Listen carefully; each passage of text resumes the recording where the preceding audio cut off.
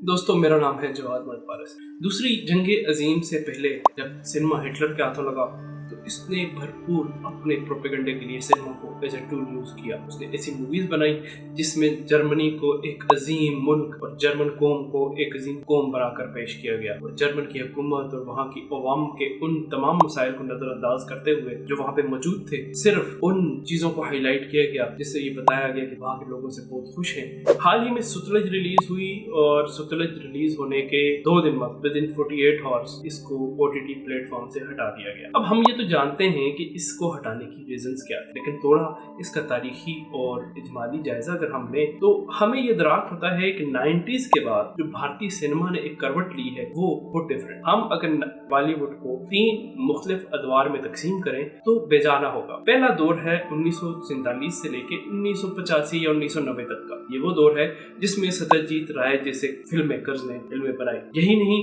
जो main stream cinema था उस सिनेमा ने भी ऐसी मूवीज बनाई जिसमें गुर्बत, अफलास या आम आदमी के मसाइल जो थे वो जागर हो रहे थे और पता चलता था मजदूर यूनियन, अवामी तहरीकें और दीगर इलाकों के जो मसाइल हैं वो किस तरह मौजूद है, उन लोगों को किस तरफ लेके जा रहे हैं।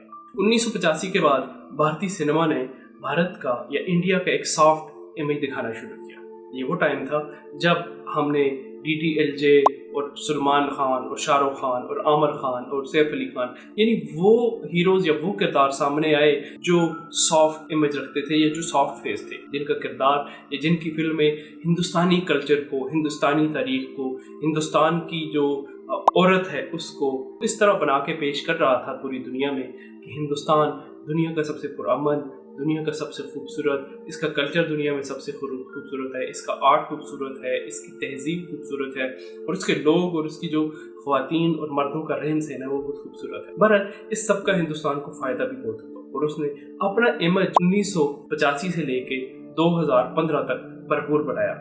पूरी दुनिया में हिंदुस्तान के सॉफ्ट इमेज की वजह से, खा वो कोई इस्लामी मुल्क था या मगरबी मुल्क था, उसने हिंदुस्तान के सिनेमा को अपने यहाँ एक्सेस दिया और हिंदुस्तान का एक सॉफ्ट इमेज डेवलप हुआ, जिससे हिंदुस्तान और उसके सिनेमा के साथ साथ उसकी पॉलिटिकल अप्रोच, भारतीय मामलात थे वो भी बहुत बेहतर हुए। 2014 में भारत में BJP की हुकूमत आई तो आहिस्ता आहिस्ता चीजें एक नए टर्न की तरफ टेक ले रहे हैं। इस नए टर्न में पाकिस्तान दुश्मनी शामिल थी, कश्मीर दुश्मनी शामिल थी, आम अवाम जिस तरह पंजाब है पंजाब दुश्मनी शामिल थी। इस तरह इंडिया के अंदर जितनी भी अकलीतें हैं या जितनी भी अवामी हकूक की तहरीकें हैं या जितनी भी कोई इंडिपेंडेंस की तहरीकें हैं, उन तहरीकों के खिलाफ भरपूर पॉलिटिकल नैरेटिव को डेवलप करने की कोशिश की गई। गर्ज ये पॉलिटिकल नैरेटिव 1985 से ही किसी न किसी शक्ल में डेवलप हो रहा था, लेकिन उन फिल्मों का ज़्यादातर रुझान रोमानवी था, यानी वहाँ पे रोमांस को ज़्यादा तरजीह दी गई थी, वहाँ पे कल्चर को ज़्यादा प्रेफरेंस दी गई थी, जिसकी में हमारी मिसाल DDLJ है,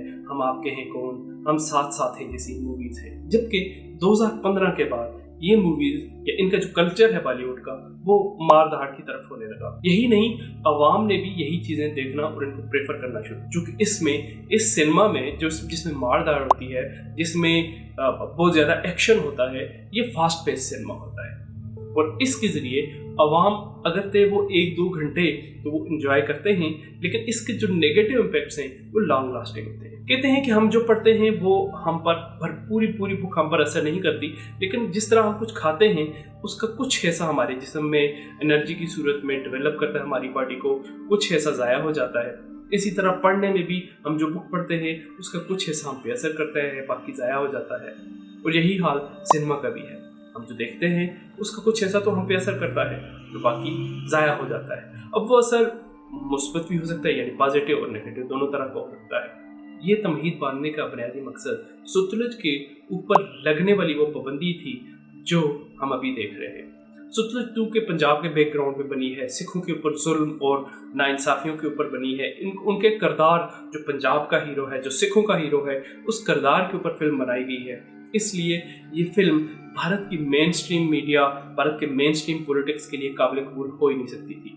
वो एक ऐसी मूवी को कैसे बर्दाश्त कर सकता था जिसमें भारत के खिलाफ या जिसमें इंदिरा गांधी के खिलाफ या जिसमें भारतीय हुकूमत के खिलाफ वो चीज़ें शामिल हों जो उनके निकाब को उतारती हों। हालांकि अगर कोई महज़ब मुल्क होता, कोई महज़ब हुकूमत होती, वो उन इवेंट्स पर माफ़ी मांगती और कहती कि वो हमारी तारीख के गलत या ख़राब बाब था। हम इसको कबूल करते हैं। लेकिन चूंकि भारत ने महान बनना है, भारत ने अजीम बनना है, इसलिए इस तरह की मूवीज़ का अब आना न सिर्फ बंद हो गया है, बल्कि अगर हाल कोई नज़र आती भी है तो रियासत उसको ऊपर पाबंदी लगा के उसे बैन कर देती है। सतलुज में पाबंदी लगाने का नुकसान तो शायद डायरेक्टर, प्रोड्यूसर और उसके एक्टर्स को हुआ होगा, लेकिन ये फिल्म अगर सिनेमा में चलती तो शायद इतने लोग ना देखने जाते, क्योंकि एक बायोपिक थी। बायोपिक बहुत कम लोग देखते हैं, बहुत ज़्यादा लोग, या उसकी ऑडियंस बहुत ज़्यादा नहीं होती है। लेकिन इस वक्त इस फिल्म को पूरी दुनिया में हर शख्स डाउनलोड करके देख रहा है, हाँ वो किसी भी तरीके से देख रहा है। तो इसमें इस तरह की हरकतों से नुकसान हुकूमत का ही होता है। भारत के अंदर सिखों के साथ जो जुल्म रवा रहा है, या अब मुसलमानों के साथ जो जुल्म रवा है, या उसके ज़ेर इंतज़ाम जो इलाके हैं जहाँ पे उन्होंने ज़बरदस्ती हुकूमतें कायम की हुई हैं, बुनियादी इंसानी हकूक़ पामाल किए हुए हैं, उन इलाकों को देखा जाए तो आहिस्ता आहिस्ता हमें ये अंदाज़ा हो रहा है कि भारत की तहजीब, या भारत के लोग, या भारत की अवाम, या भारत में जो हिंदुइज़्म है वो एक ऐसे धारे की तरफ बह रहा है जिसमें उनका डूबना ज़रूरी है। जैसे गुज़िश्ता सदी के आखिर में मुसलमान शिद्दत पसंदी के रूज पे थे। हम देख रहे थे कि पूरी दुनिया के अंदर मुसलमान आहिस्ता आहिस्ता जंगें कर रहे हैं, लड़ाइयाँ कर रहे हैं, एक दूसरे को मार रहे हैं।